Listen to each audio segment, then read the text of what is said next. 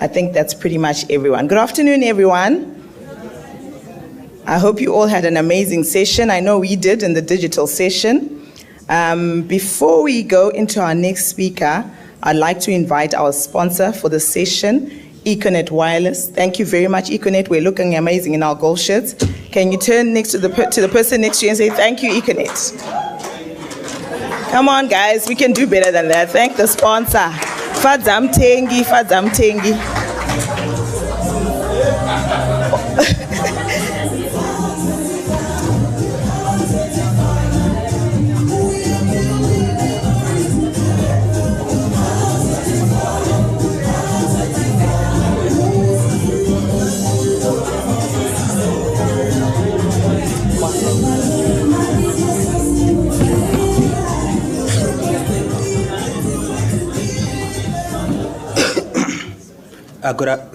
Good afternoon, everyone.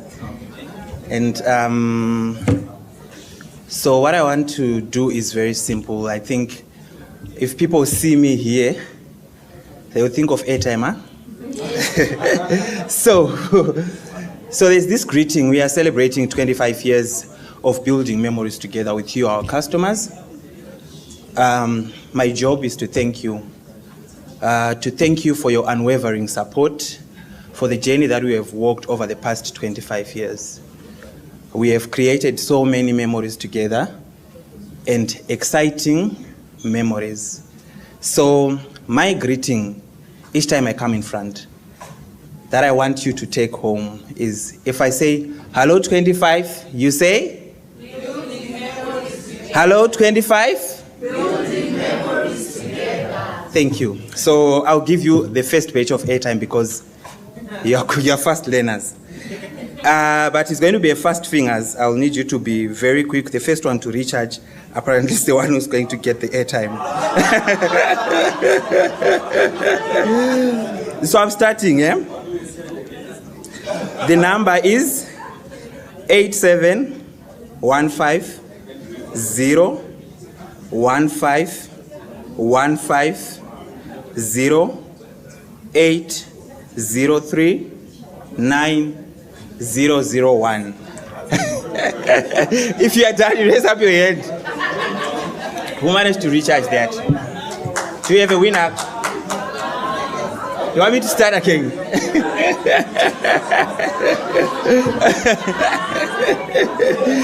Do we have a winner? Is it? Who was the winner? So Tinashe is our first winner because he identified that. So anyway, moving on.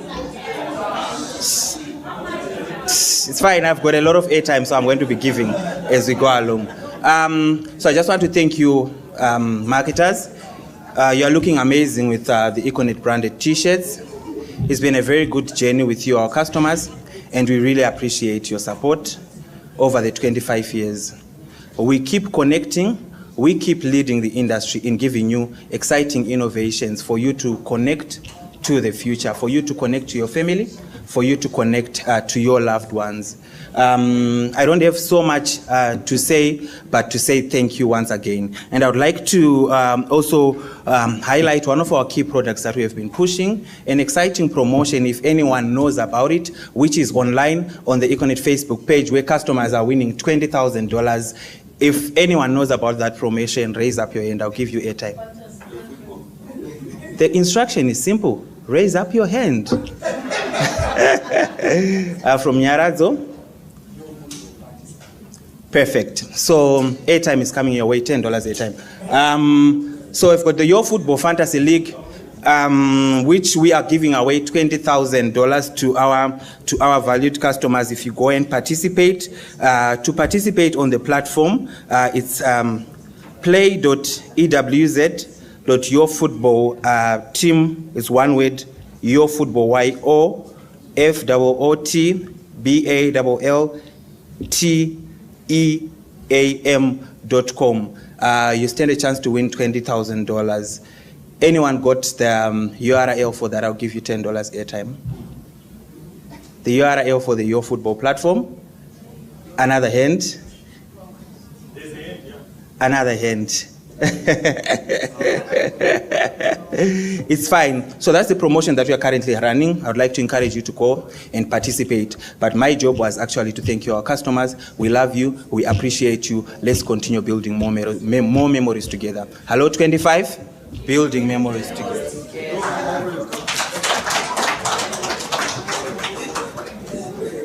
That's fantastic. Thank you, Econet. Thank you very much. So without taking up too much time, this is our last presentation of the day, which we know, obviously, the last presentation always leaves a lasting impression. The lady I'm about to introduce has got very big shoes, and I'm sure you'll hear more from her as she presents. So I'll just read her biography here for you to just get a sense of who Kensani Nobanda is. Kensani Nobanda is the Group Executive for the Nedbank Group Marketing and Corporate Affairs. She is both executive in charge of marketing and a member of the Nedbank Group in the executive leadership. She ensures the cohesive and consistent alignment between marketing messaging, brand positioning, and business objectives across the group, while also providing strategic input into various Nedbank structures, committees, and partnerships. Kensani joined Nedbank in September 2017 as Executive Head of Group Marketing before being promoted to her current role and the Nedbank Group Exco in May 2018. Her more than 20-year marketing career has afforded her invaluable experience in leading South African and multinational organizations. After starting out as an assistant brand manager at Unilever, she rose through the ranks to eventually head up the skin category for Unilever in Africa, Middle East, and Turkey. This was followed by various leadership and executive roles in Diageo, South African breweries, and Vodacom before joining Nedbank. She's passionate about brands and the potential they have to deliver tangible, valuable value for consumers and more broadly to society by bringing purpose-led and value-driven. Kensani has a BCom from the University of Wits, an MBA from Gibbs, and advanced management program from Harvard Business School. She's a member of the board of Effie Awards South Africa, a regular member of the judging panel for the Luries and Bookmarks Awards, and a sought-after public speaker. Kensi, as she is fondly known, has amassed several accolades in recognition of her contribution to industry, including top honors as winners of the Luries in 2021 Marketing Leadership and Innovation Award, and the Marketing Industry Leader of the Year by AdFocus, as well as 2022 Most Admired Marketer in South Africa, awarded by marklives.com. Give her a round of applause. Welcome, Kensi. Come on, guys, we can do better than that.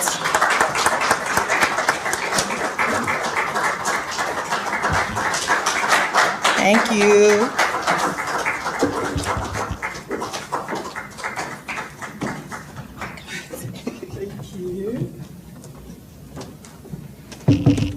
Wow. As she's doing that introduction, Maseda says to me, "Do you recognize who she's talking about?" I'm like, Jesus, is that me? Whew, okay, cool. So firstly, I know that I'm standing between you guys and the end of, which I think has been an incredible conference, just from the last session that I listened to, the digital conversation, which is such an important part. And if you look at the conversation I'm about to have with you guys right now, it's really around what I call the future fit marketer. So firstly, before I get into it, I just want to say thank you for having me here. I absolutely love Zimbabwe. And I have to say this to you guys. Vic Falls was actually my first international girls trip many, many years ago when I was a youngin', and I stayed right here at Elephant Hills. So it almost feels like full circle for me. So I'm really excited about being here.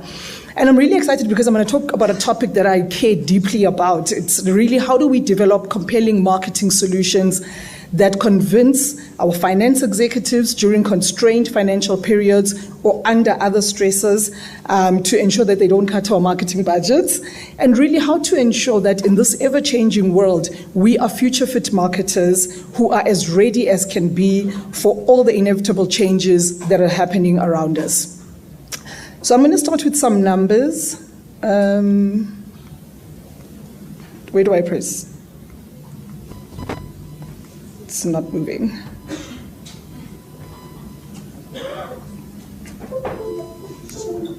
I am pressing.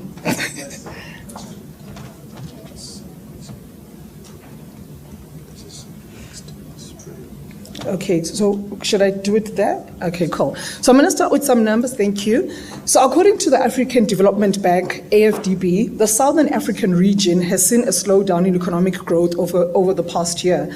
In 2022, our region's GDP barely reached 2.7% growth, a much lower level than what we're seeing globally, and much lower than the African average of 3.4 and 3.8 respectively. The AFDP actually projects growth in the region to further slow down in 2023 to 1.6%, followed by a slight improvement next year.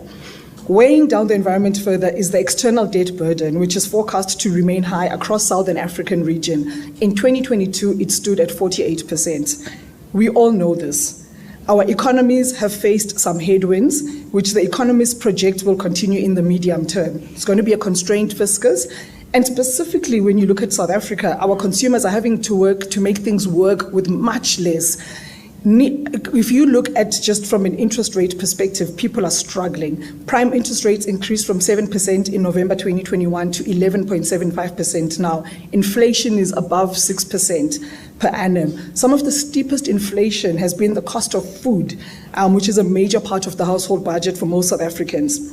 Now, in an environment like this, we have to work hard as marketers to prove that the products that we market are demonstrably adding value to a household that has a stretched purse. And we also need to earn our seat at the board table when convincing our finance executives to support the strategies and the plans that we are presenting, such that our colleagues see the value we can add to the bottom line because of the constrained environment that we're in. This means we actually have to provide proof points to demonstrate the returns our executive colleagues can expect from us as marketers on the investments that we are basically given to drive our marketing initiatives. So I have found that effective marketing that really allows us to be ready for this changing environment, can hinge on an approach guided by the following 6 principles. These are my 6 principles, which I'd love to take you through this afternoon. So I'm going to start with, I think from a harness technological innovation, if you think about the last conversation that we had, the reality is, as marketers, we need to be more digital. Technological innovations and digital disruption are opportunities that we actually need to harness and employ to our own benefit. We shouldn't allow ourselves to be left behind. We should never fear the change and the innovations. The current debates around AI are a perfect example of this. Tech innovation also means that marketing executives actually have more proof points to demonstrate return on marketing spend more than ever before. We have access to complex data that ought to inform the decisions and strategies we develop and employ, and that makes sense to finance executives, and I'm going to talk about this a little bit later on.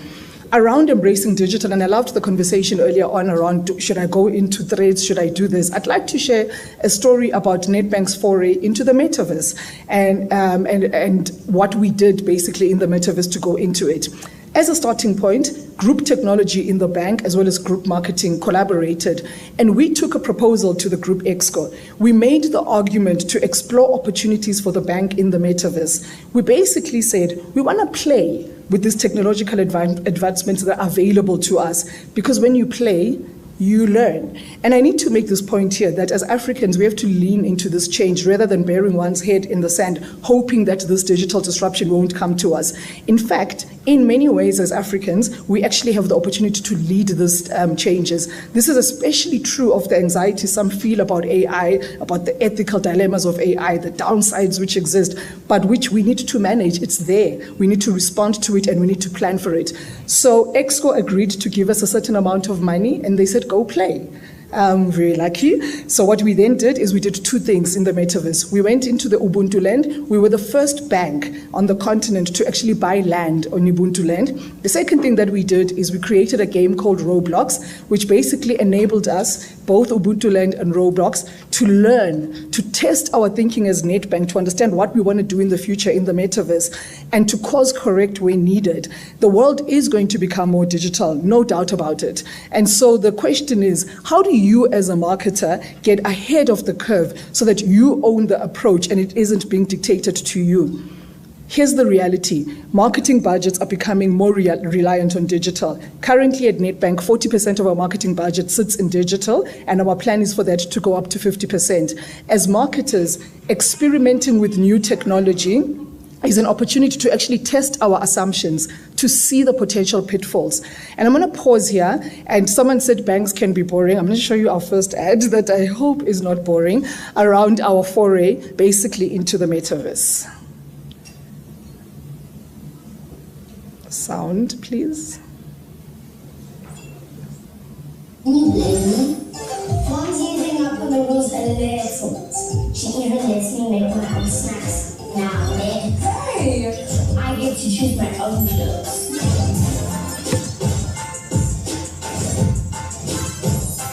Plus, she even lets me customize my room, all my favorite things.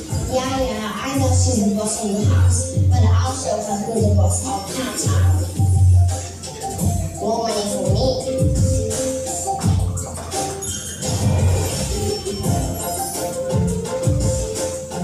Play, learn, earn with Nedbank.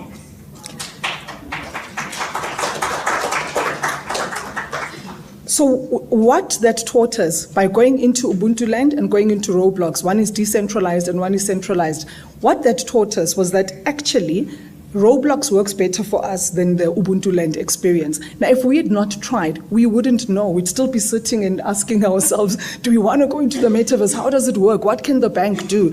And in fact, right now on Roblox, we have 150,000 kids who are playing on it, learning on it. And basically, if you think about the future from a banking perspective, from that young age, this is the brand that's going to be top of mind for them. So for me, I think the first thing around being more digital is test, experiment, learn, and ensure that you understand what it means for your organization.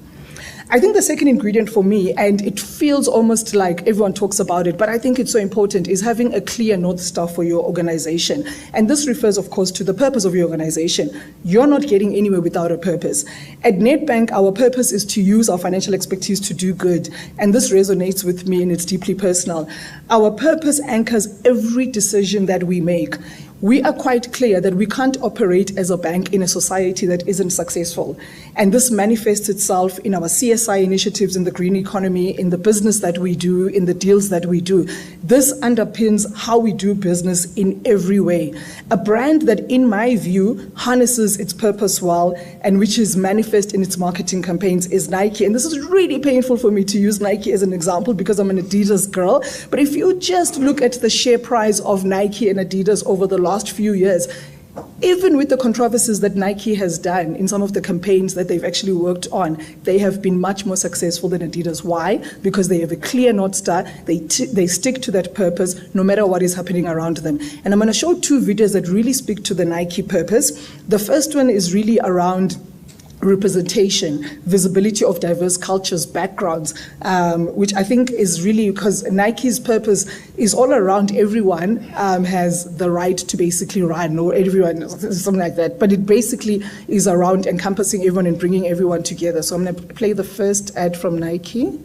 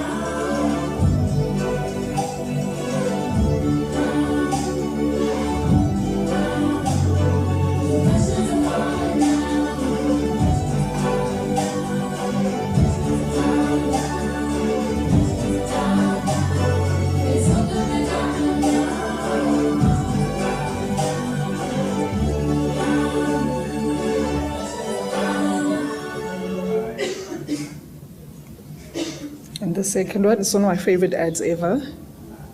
If we show emotion, we're called dramatic. If we want to play against men, we're nuts. And if we dream of equal opportunity, delusional. When we stand for something, we're unhinged. When we're too good, there's something wrong with us. And if we get angry, we're hysterical, irrational, or just being crazy. But a woman running a marathon is crazy. A woman boxing is crazy. A woman dunking, crazy. Coaching an NBA team, crazy. A woman competing in a good job, changing her sport, landing a double cork 1080, or winning 23 Grand Slams, having a baby, and then coming back for more.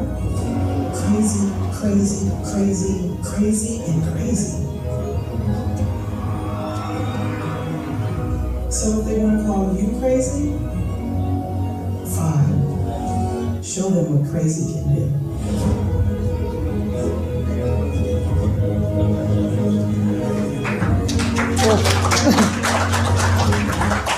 Show them what crazy can do. I absolutely love this ad. And standing for something really is a matter of principle. And what these videos show us is that they have value as marketing assets. But successful employment of purpose and values requires that we deliver the purpose throughout the entire business. And for me, what Nike has done, I've shown you 2 videos, but even if you think about the Colin Kaepernick situation where people were burning Nike sneakers, they stood for him because that is their purpose and that is their narrative, and it's actually been able to deliver for them. But what I want to end with on purpose specifically is that you need to ensure that your own personal purpose resonates with the company purpose. And this is personally true for me, and it makes it easier for me to be able to work at Nedbank. My purpose is very clear. It's about doing what I can do to ensure that young black women see the art of the possible, and to be that voice, to liberate in others as a black woman in corporate and environments, to understand that they can get there. I'm thrilled with how my personal purpose aligns with Nedbank, and that it manifests itself in all that we do, whether through our transformation agenda, whether through my personal capacity as a Group Exco member. I continue to mentor black women. Having this core purpose so clearly defined ensures that no matter where I am, no matter what role I hold, this conviction that I have to tell our stories for other young black women to know the possibility to forge their own journeys and to do so from a point of knowing will always be part of what I do and how I do it.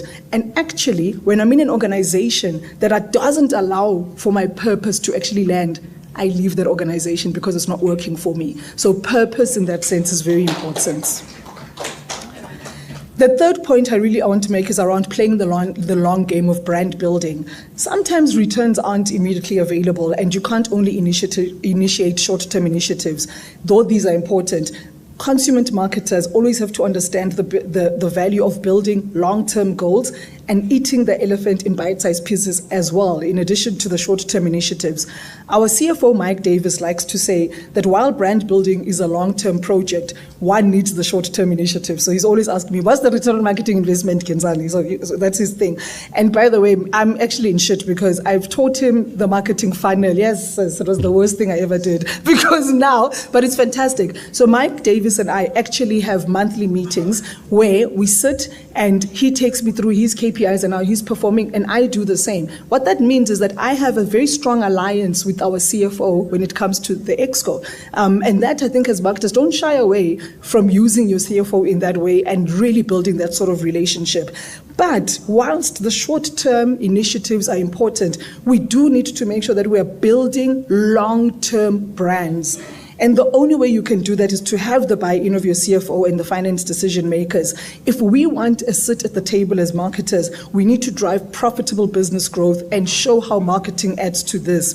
Marketing teams at every level need to understand, own, and develop strategies within the matrix that drive and motivate the business that pays for our campaigns.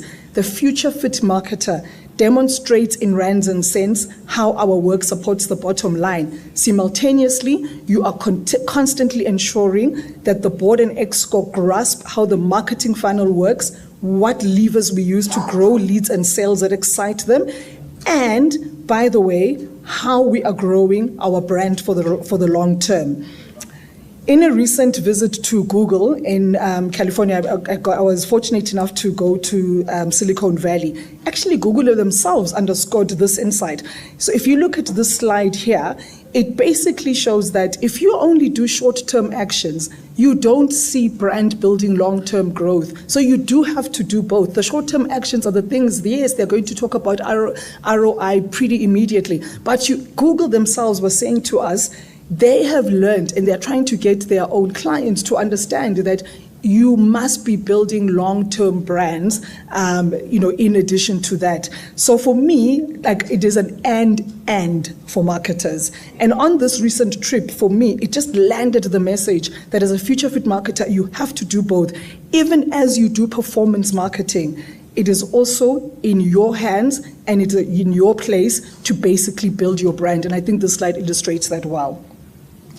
My fourth sort of thing I want to speak about is I truly believe, please stop the video. Okay, I'm going to go back. I truly believe that creativity drives business growth. I really do. So recently I was a judge at the Cannes Lions Awards. I was judging the creative business transformation category. And it convinced me of the role we can play as marketing execs in driving business growth by using creativity to solve challenges that face our businesses. I'm going to present two Nedbank case studies. The first one is our 2019 Money Secrets campaign, and a campaign that we did in July this year. Our Money Secrets campaign was based on an insight that basically said over two out of three South Africans spend more than they earn. Over 60% of businesses fail in their first year. More than 50% of South Africans have lost money in a pyramid scheme. And our insight was basically that whilst people are happy to talk about death, they're happy to talk about their relationships, for some reason, they don't want to talk about money. And we actually said we need people to confront money and talk about money. And it's linked to our purpose, right, of using our financial expertise to do good. So in an industry first, we basically created an unbranded movie about ordinary South Africans. It was a 15-minute movie, and we spoke about the money secrets that they are burdened with. I'm going to actually just play the film, and then I'll give you a little bit of background about how we got here. I'm here to say, look, there's no question. I did not laugh.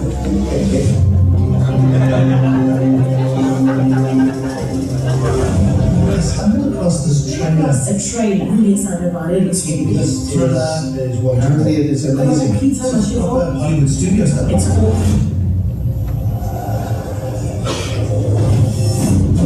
It's different what happened to me. Another late night? It's gonna be. And it did.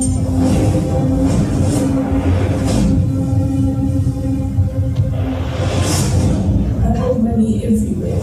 I got money. I've lost everything but my crops.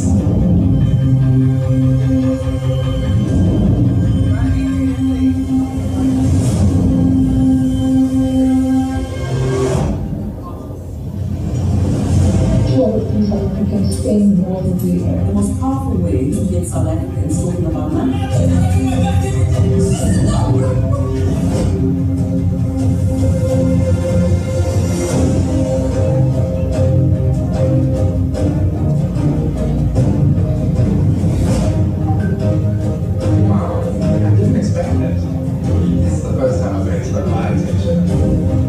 One banking institution has come up with a way to reach consumers and get them to think about how they manage money.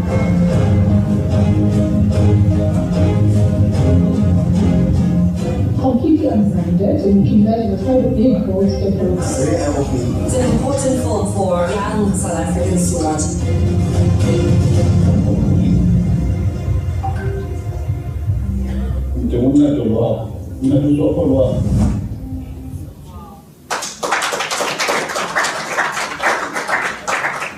I still get goosebumps when I see this, but a little bit of the journey of how we got there. The insights were real consumer insights, and you can see them, the film talks about them. But you can imagine when I had to go to our chief executive, Mike Brown, and say, okay, so here's what we're going to do. We're going to launch a 15-minute movie. And it's basically going to say people must face their challenges about money. And by the way, before we launch the movie, we're going to spend quite a bit of money creating a trailer where no one is going to know that the movie comes from Nedbank. It's only going to get revealed when the movie launches at cinema. I convinced my chief executive, but here's the thing. Once you've built credibility, you are actually able to build creative campaigns like that because you've built that credibility. This, for us, was the thing that got us our first Lurie's Grand Prix as a bank ever, and I still think right now we're the only bank on the continent that has ever won a Grand Prix at the Lurie's. I'm incredibly proud of it.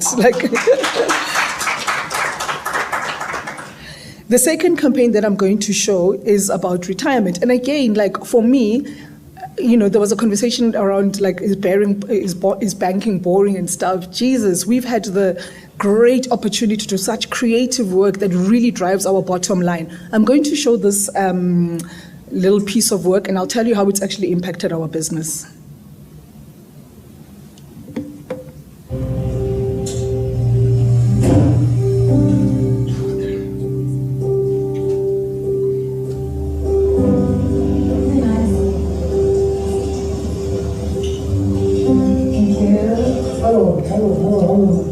Grace? My name is Max. I'm here to say. I'm Frank. How can I help you? What would you like?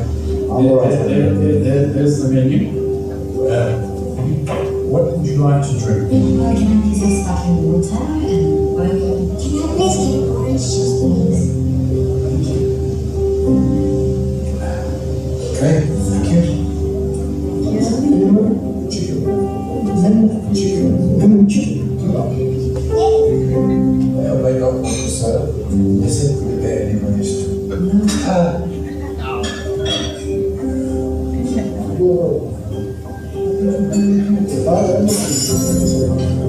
E adesso perché mi metto la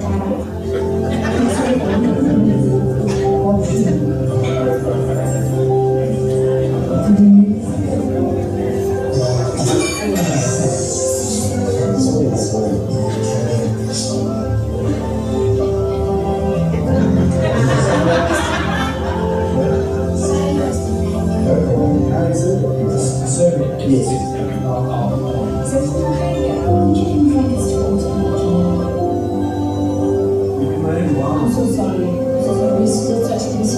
Just a little piece, just a little bit. Okay, please.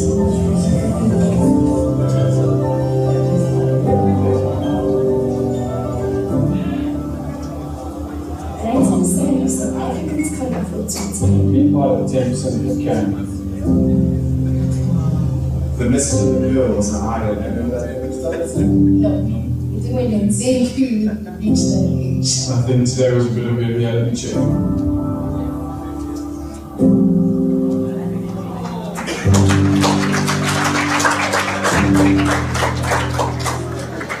Thank you. I get very emotional even now when I watch this ad. And I'll tell you also, so a couple of things about the ad, right? And why I believe creativity drives business growth. When you look at our market share within deposits, consumer deposits, we had been declining for the last 5 years. This campaign, so this is the major ad, and then obviously it's a 360 campaign. We've started to grow market share within deposits in a way that we haven't done in a very long time. So for me, when I say creativity drives business growth, I've got clear examples. And that is why when you start building that level of credibility and you bring ideas like this to the Exco, they will support you. One of the things Mike Brown said, and he said to me, Kenzie, maybe it's because I'm much older than you, but I feel like this ad has got ageism. And I said to him, Mike, if we show young people working, or if we show the older guys who are working there being happy, it doesn't lend the message, right? And then he said, you know what? I trust you. Do what you need to do. And I'm so happy he trusted me because Not only did it deliver the market share growth that we're seeing, we won a silver Loeries for live activation campaign. And actually the only gold there was one gold and one, and we were silver, was from the UAE. So I feel like we are the best on the continent. So I'll just take that. But so for me, creativity drives business growth. But there is something that I actually just want to talk about a little bit around creativity. These campaigns make absolute sense for us as a brand because we are a bank and we talk about money well managed can make a real difference in people's lives. But don't you think as marketers, we've become too serious in the work that we do? And actually, if you look at the work that's winning at Cannes globally, it's like this deep, purposeful work. And Jesus, guys, life is depressing. Can we get like some more light-hearted work? So I'm going to show you a campaign that won 5 Cannes Lions. 2 of them were gold Cannes Lions. I love the creativity of the campaign, but also when you look at the business results, it's incredible. So I'm going to show you this case study. It's so silly, but it's one of my favorites.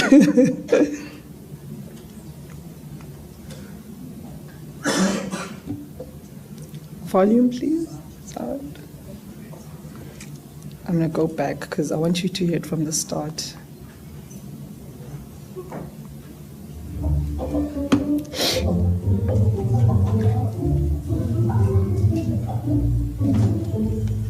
Free range, open range, cage-free eggs. It's all a bit, a bit confusing. So we're going to make it a whole lot easier. Here at Honest Exco, we're all about regenerative egg farming. You see, every week we move our laying sheds to fresh pastures, giving our chooks an endless supply of grass and bugs to eat, plus heaps of room to move. To monitor how free and healthy our chooks are, we invented the world's first step counter designed for a chicken. Introducing Fit Chicks. Made from hen-friendly materials with a camouflage design, the device fits seamlessly onto the chicken so they can do what they do best, roam freely around our farm. Using customised software and GPS tracking, the device counts the steps of the chicken. We then print the chicken step count onto the eggs so you can see how free and healthy they really are. Not bad, Henrietta. So next time you go buy some eggs, go for the honest ones. Better get my steps in. Now think about how impactful this is for this category. What is free range? We don't know, but what they've done is this brand has basically challenged like the category norms and are saying, actually, we can tell you what free range is. It's basically, you can see it from the steps. And actually what this guy is doing right now is, and it's so Australian, right? Like the Aussie humor, but he's going all over Australia to get other companies to actually get on board on this. He is changing the industry and not just growing his business. And if you look at the business results, if you Google it, they are incredible. Literally just selling out and stuff. So creativity drives business growth. My second to last point is really around agility. And agility is important in the type of work in the world that we live in where everything is changing. We've recently progressed to a new target operating model, which is about adopting more digital ways of working, pivoting our strategy, if things are not working, doing things better. If we get new data and insights, that means that we need to change. For me, agility is the second to last key ingredient to being a future fit marketer. The reason we've changed our operating model is we want to improve productivity, we want to manage changing priorities through flexibility, we want to increase innovation, we want to accelerate campaigns, and we want to improve the visibility and relevance of the marketing teams. So the way we operate right now is it's the new ways of working, we operate in squads. People go in, they're traveling experts, so you come in, you do a project, you do another project. It is agile, it is uncomfortable, Maseda can tell you the team right now, like as they're going through this target operating model change, are going WTF. But if I look at, I was being asked about Nedbank Cup just now. Normally for Nedbank Cup, once we've given the agency the first brief, we get the revert in a month's time. And it's never right, the first revert. Then we revert back maybe 2 weeks later. By the time we launch Nedbank Cup in January, we've got no campaign, guys. That's the norm. Right now, as I speak to you, I was sitting in the bar in a Nedbank Cup meeting. It is October. We have approved our Nedbank Cup campaign because of this new way of working. So do not be afraid as a future fit marketer to embrace this new way of working, digital technology, to help your teams be able to work a lot faster and land things a lot quicker. And then my final thing that I want to talk about is, actually, guys, keep it simple. Marketing is marketing. The foundational principles of marketing is that we are solving for a consumer or a business need. For example, we had to address as a bank the perception and misconceptions around our track record of innovation, how digital we are as a bank. And we did a campaign last year that really shifted perceptions around how innovative we are. We asked people to see Nedbank differently. I actually I wanted to play the ad, but I realized I didn't put it in. But here's, for me, why I say keep it simple. What's our issue? People don't think Nedbank is that digital or that innovative. How did we solve them? We showed them all our proof points about how digital innovative we are. What then happened? We saw our digital growth significantly increase, our digital sales significantly increase. Right now, as a bank, we have gone from number 5 in terms of perceptions about how digital we are to number 2, and we are coming for FNB, so they think we're coming for them. So for me, that's what we must do as marketers. Our work must always be informed by understanding what are you trying to solve for. Everything I've spoken about are just tools that allow us to do it more effectively. But if you don't know the question, how will you ever land the right answer in the market that makes a real difference to the brands that we are custodians of, and indeed to the bottom line? This principle for me just says keep the approach simple. It is a truth that will enable any campaign that we develop and launch to actually be a value add. That's all I wanted to talk about today. Thank you for listening.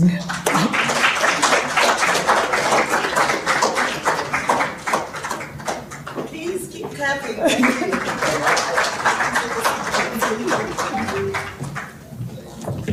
Wasn't that fantastic, guys? Not that I'm biased or anything, but for me, I had lots of goosebumps, Kinsani. That was just amazing. And just how, the heart of what we do as marketers. There were so many nuggets, I couldn't even stop writing in terms of the depth or the spectrum of what we can do as marketers to shift the narrative for the organization. Just some of the nuggets that I was writing down. Creativity drives business growth. That's a theme that was running throughout your presentation, and that is so true, isn't it? You underestimate that creativity is a key one. The panel that was here earlier, Tinashe and crew, I've seen some of the work you guys have done. Just groundbreaking creativity that I know those organizations have probably, seen the results of that. So we are challenged, and it's something that we need to look at in a very serious way. Build credibility. I think in some of the conversations we had, we spoke about sustainability just yesterday, about the conversation around ESG. Are we having the discussions? Are we as marketing driving the narrative around ESG principles? So the onus is on us to be relevant to those CEOs. You spoke about, how you've managed to convince Mike Brown to say, you know what, you're a CA, I'm a marketer. Allow me. By the way, I told Mike once, I said to me, a chartered accountant, you don't know nothing. Give the understanding of consumer behavior to me and the marketing team. Exactly, yes. And of course, as you summed it up, you said, just keep it simple. And the big question, what are we trying to solve for? So I'm not going to unpack everything or regurgitate what you said, but I'm going to open the floor for some questions. I know there are a lot of burning questions, and Liberty has got his hand up. Please, can we have the mic this side? He's got a mic, okay. Please, go ahead, Liberty. Okay, I hope this time it works for me. All right, thanks so much for the presentation, very insightful. And I just want to, maybe you can share tips with us.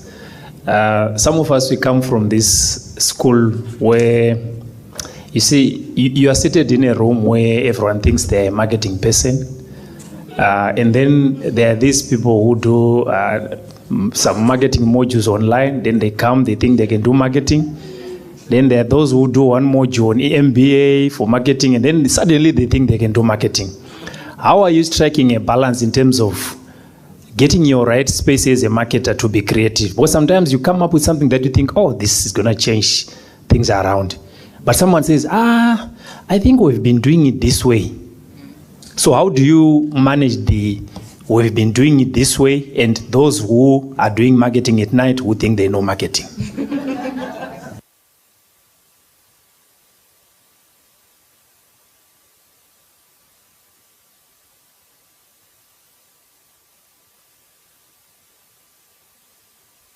Oh, sorry. Your opinion, I'd like to hear your opinion, but ultimately, I head up marketing for this bank, and the final say has to be me. And you need to be steadfast in it. I take opinions in, it's fine, I listen, because everyone thinks they're a marketer. It's cool, no problem. But in fact, I'll give you an example on secrets. I remember the first time we showed the secrets campaign to the top 300 Nedbank leaders. There were people who really believed I was fucking up the brand, literally, I'm telling you. They were so uncomfortable with what I was doing. But I told them with conviction that if we're going to live our purpose of using our financial expertise to do good, make an impact, and really make sure that we stand out, this is the type of work that we have to do, and you're going to have to just trust me on it. And then, because that worked, and that was the first big campaign that I did at Nedbank, which was groundbreaking, that credibility allows me now. People can say what they say, but ultimately I'm the head of marketing for the bank, and I say that, but I have built that credibility. So I don't know how, you just have to stand your ground. For me, it's that simple. I just say, no, I'm the head of marketing for this bank. You guys, do you. I run marketing. I don't know how else, honestly, there's no there's no thing I can tell you. It's not like a silver nugget or.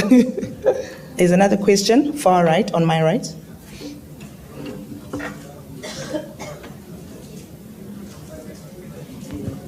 Thank you very much. Very insightful and quite creative. I'm sure the Super Brands team is thinking of better judging criteria for on. The Secrets campaign has a bit of political nuance, which is quite a very, we ask ourselves in Zimbabwe how much and how far we can stretch. There are some colors we can't even wear. Mm-hmm. Probably some tips on how you manage that. I saw DA, I saw the president, I saw issues, current issues. How do we go around, managing politics and political nuances and while remaining creative? Yeah, that will always, I think your chief executive has to set the tone for that. Because if your chief executive is the type of person like ours who wrote an open letter to the ANC government to say, you are not doing a good job, he's already setting the tone for the rest of the organization that we can touch on topics that maybe other brands are afraid to touch on, but we can. So for me, it has to come from the top. You can't, as the marketer, be the one who does it without the support of your chief executive. Because then you're going to be on your own if something, so because he'll be like, I don't know, I wasn't involved. So it has to really be set from the top, and that's what's happened with us at Nedbank. Is Mike Brown really sets the agenda at the top around he really telling politicians how the country is not growing the way it should. He is involved in business leadership South Africa. We'll be sitting in an EXCO meeting and he'll say, guys, I need to leave, we're going to meet the president. The Transnet issues, the ESCOM issues, Mike speaks about it publicly to say, without solving for these issues, this country will not grow. But because he does that, it then allows the rest of the organization to do that. If you don't have that psychological safety, I would say don't go down that road. Thank you. Does that answer? Thank you. Any other questions in the room?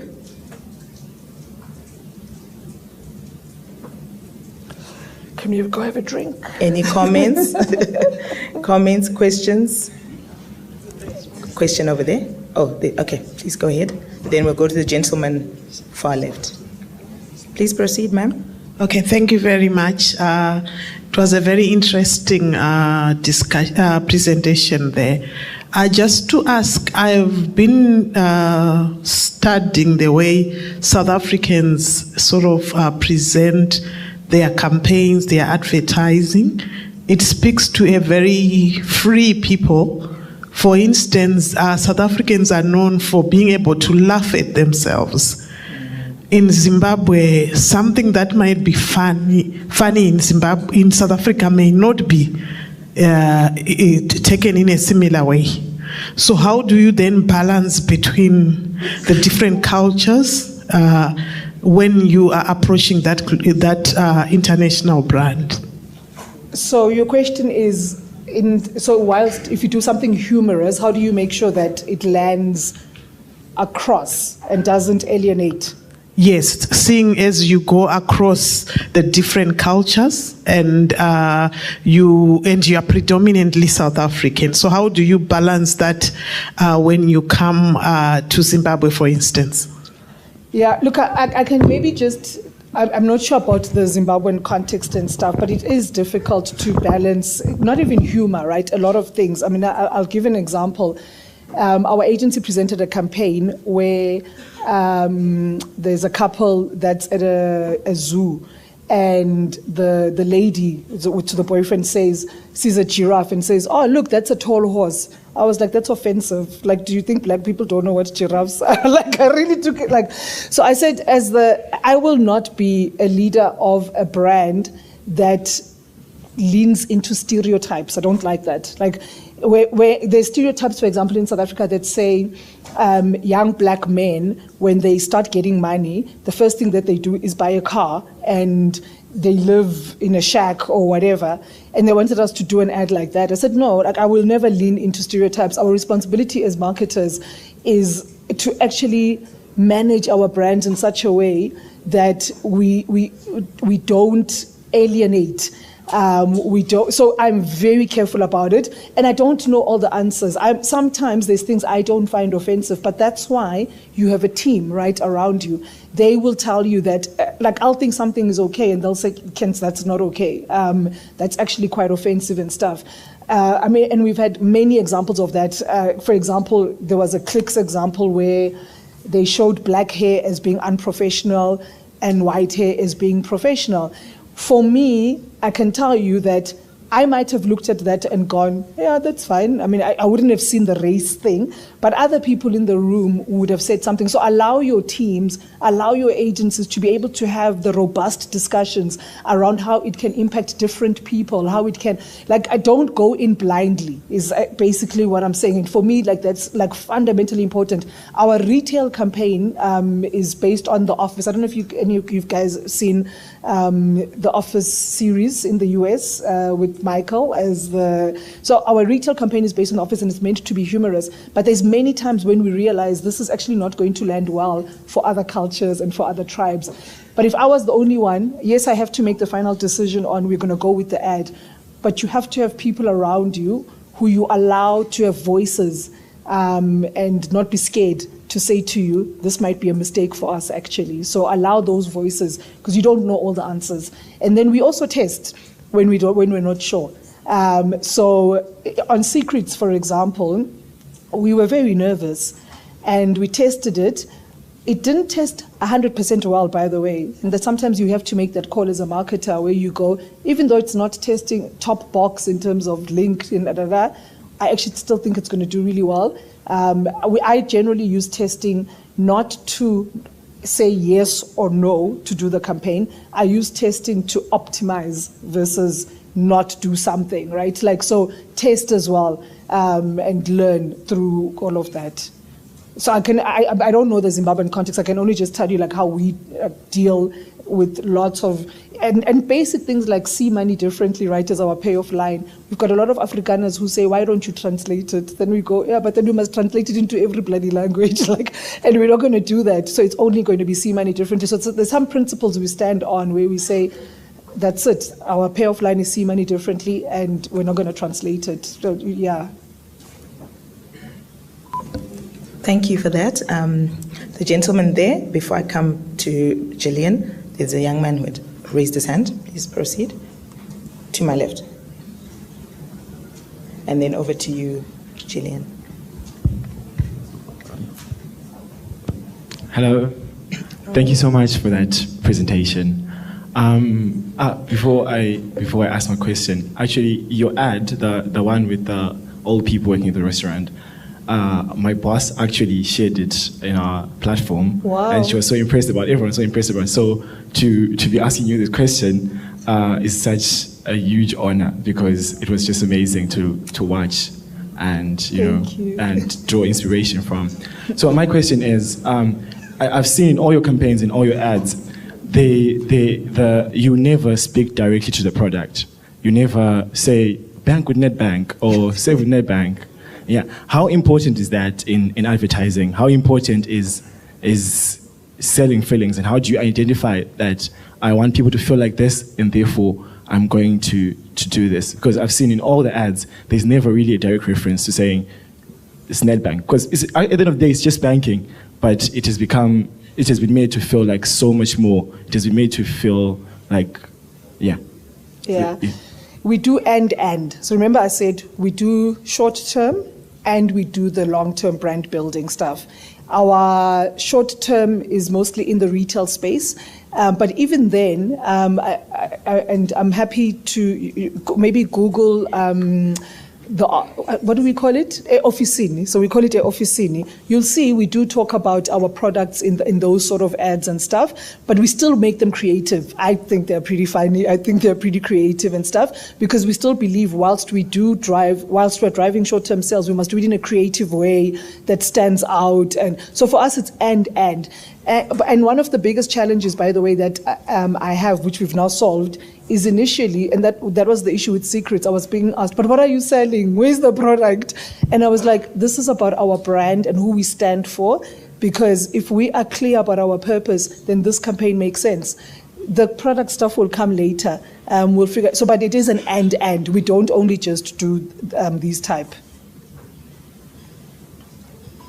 Thank you. And over to you, Gillian. Please proceed. Thanks, Kentani, for such an enlightening presentation. I want your opinion on two things that always boggle us here as marketers. Number one, the issue of creativity. One of the biggest challenges that we have is about creativity in advertising. We have seen a trend where musicians or musical jingles are the ones that are just being used by a lot of marketers, probably, for various reasons and stuff. My question is, or rather my point is, when it comes to creativity, to what extent do you participate in the creative development of an advert between yourself and the agents? Because sometimes we just throw stones at agencies to say they are not thinking. And then on the other hand, when we converge as marketers, the thing is, marketers, what are we doing? We are not thinking beyond the box than just to take the top musicians, take their jingles and convert it into an advert. That's point number one. Then point number two, I've seen the adverts that you were posting there. I never saw quite some renowned brand ambassadors to say, look, this is the person that we associate with, blah, blah, blah, blah. But you have you've gone everywhere to come up with creative adverts. The trend that we have seen here now is that so-called brand ambassadors are now featuring on 5-6 adverts, different companies, one person. What would be your opinion? What would be your advice to marketers who are probably in this jungle, in this maze, on those 2 points? Okay, cool, great. So very involved in the creative process. The first thing we've done with our through the line agency, Joe Public, is we have a vision together. Our vision is we want to do work where people will say, did a bank do that? So whenever they present work to us, we look at each other as the agency and we say, will people say, did a bank do that? And if they say, yes, I know it's not creative enough, we don't do it. So it's important to have a vision that you share with your agency. On top of our normal contract that says, this is how much we pay you, we have a relationship contract. Our relationship contract is based on saying things like, how many awards do we want to win? So this is a contract that we have together. And it's a very new thing that we've put into place with them because we've said we want to be the best creatively on this continent, right? And so that's what we've put together. Then in the creative process itself, I'll give you an example of just how involved we really are. There was a campaign that we did, it was anti-advertising campaign. Basically, it was still in the space of around getting like the whole consumerism, people buy versus investorism. And as a bank, we were saying, like, just invest more and stop buying, which is weird for a bank, right? Like, banks normally tell you to buy, but for us, it's again about our purpose. So what the ads were, initially what the agency presented was what you would expect from Nedbank. It was an old man in a greenhouse growing trees or something, I can't even remember. And it talks about if you save and, you know, what you would expect. Did a bank do that? That would have been yes. My team loved it. I said, no, I don't like it. The agency said, give us 2 weeks. Can we rework it? And we'll come back. I said, fine, give you 2 weeks. They went, they came back, said, still don't like it. I don't think it's great. The campaign we ended up with was so incredible because what it was in the idea of investorism and consumerism is we took categories like cars, perfumes. So you would think you're watching a car ad. And then as the ad goes, it starts showing that it starts talking about getting deeper and deeper into debt. Like, so you think you're watching a car ad. We took like perfumes, like, you know, normal perfume ad, the lady dives into the pool. You think, oh, beautiful perfume ad. Next thing she's drowning. We're talking about debt and stuff. And I was like, that's the campaign. And it was so different. It was we are intricately involved with the agency in terms of creating our creative work. The last point I'll make on creativity is there have been moments, so the greenhouse with the older people, where I have said to the agency, after the pre-production process, I don't want to see. Like, you guys go. I don't want to get involved because I will fuck it up. Like, you guys, that's your job. You know how to do ads, right? And sometimes I think as marketers, we want to choose the cushion. It must be red or it must be green because it's Nedbank. Sometimes, once you are happy with the concept, once you've chosen a director based on the treatment and stuff, leave your agency to do what they are good at. Don't interfere. So I think that's the first thing from a creativity perspective. On brand ambassadors, we never have like a full-on brand ambassador who's going to be ambassador for like 2-3 years. Or we don't do that. What we do is it depends on the campaign. So for example, this last Nedbank campaign, we had Pitso Mosimane, Coach Pitso, who was our almost frontman in terms of the campaign. But why did we choose Pitso? Because here's the thing. We don't choose based on number of followings. Of course, we look at that, it's important. When I spoke to Pitso and I told him what our brand stands for and what our brand is about, Pitso said, this is the type of brand that I want to work with because I want to leave a legacy. So we choose people who believe in what we stand for, who are not next week going to be with FNB, Standard, like, or other even brands. I don't think Pitso has actually done any campaign with any other brand and stuff. And we're going to do it again with him for Nedbank Cup this year. So we are very choiceful with who we work with. On the Chowtown one, I don't know if you saw, it was DJ Zinhle and the daughter. Again, that was a deliberate choice because we wanted Chowtown to get a lot of talkability, and we knew DJ Zinhle and Cairo would give us that. So that was, but we use them for that period, and that's it. We never have, this is Nedbank's brand ambassador. It's just not something we do.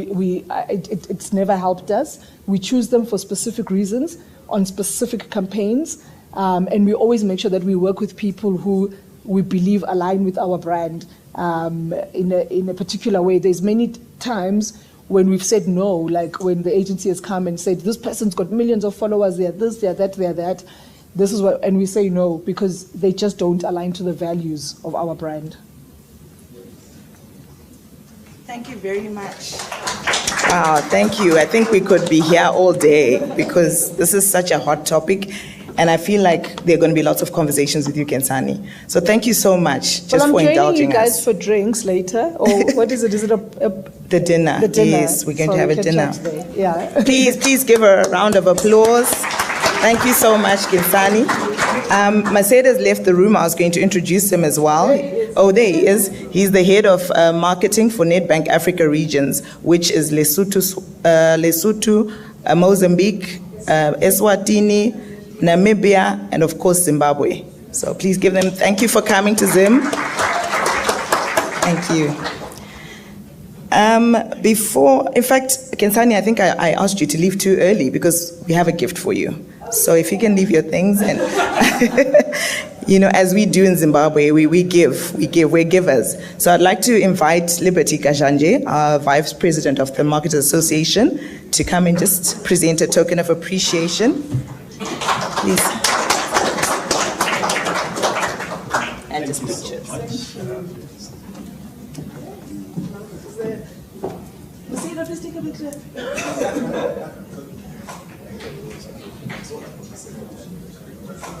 Thank you so much. Thank you.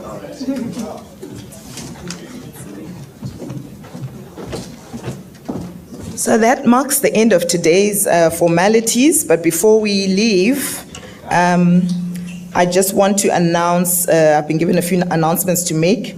The next session is a dinner at Azambezi at 7 p.m. Buses will be available at 6:30 at the terrace. Dress theme, safari with a touch of African. So please come through with your themes, and please carry mosquito repellent. I think you remember last year, the mozzies were chowing us the whole day, the whole night.